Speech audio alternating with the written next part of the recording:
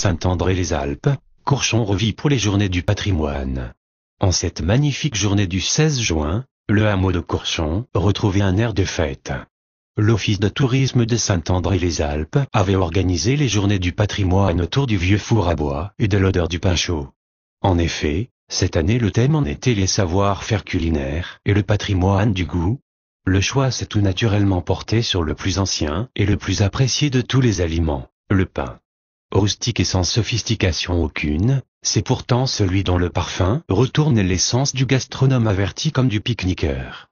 L'ancien four de Courchon, 1910, accolé au lavoir, 1904, et à la double fontaine, a été restauré, pour ne pas subir le sort funeste de l'église écroulée dans les années 60, faute de moyens de sauvegarde. Ce hameau vaut le détour, par son panorama incomparable au-dessus du lac de Castillon, mais aussi par ses randonnées inoubliables, passant par la ferme du Rouchat ou le sentier reliant Courchon à Blaron. La journée a commencé par l'apéritif près de la fontaine, offert par Nathalie Mistral et Virginie Gauthier de l'Office de tourisme, avec une dégustation de pizza et de fougasse aux anchois, puis du bon pain sorti du four agrémenté de tapenade. Chacun pouvait repartir avec son michon fait maison, comme au bon vieux temps. Les héros du jour, Albert Comte et Jean-Michel Gonzal, ont reçu une ovation des participants enthousiastes. Ils se sont montrés les dignes successeurs de Dédé Boeuf, l'ancien boulanger de Saint-André-les-Alpes aujourd'hui disparu, courchonnais d'origine et initiateur de la fête du pain. Après un pique-nique sous les arbres, Odile Betty a emmené la petite troupe jusqu'en haut du village perché, pour un tour d'horizon au-dessus du lac de Castillon et un aperçu de l'historique du hameau doublé d'anecdotes du cru. Il régnait dans ce cirque de montagne chère à Genot une ambiance festive et même musicale que n'aurait pas renié Pagnol. Une bien belle journée qu'il serait bon de renouveler l'année prochaine, pour le plaisir de tous.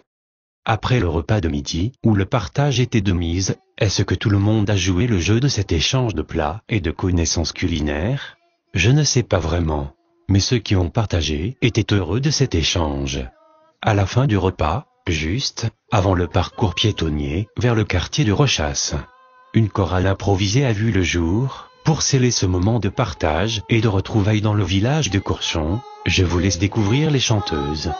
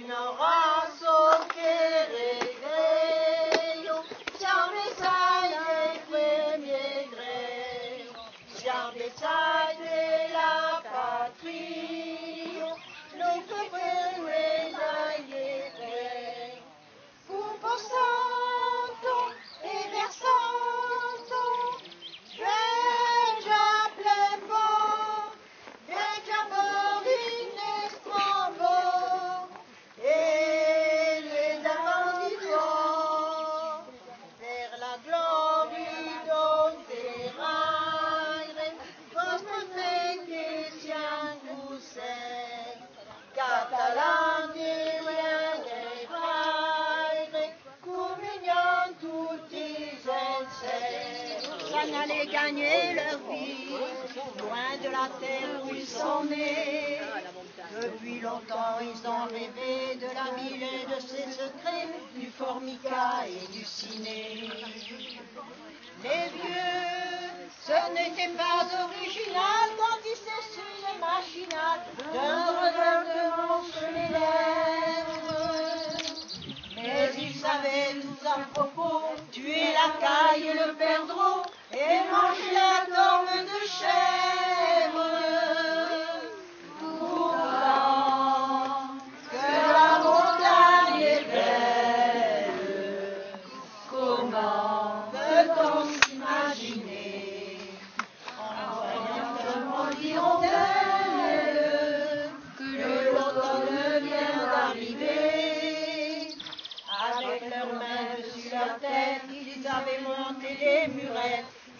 au sommet de la colline. Qu'importe les jours, les années, ils avaient tous l'âme bien née, douce comme un pied de vigne.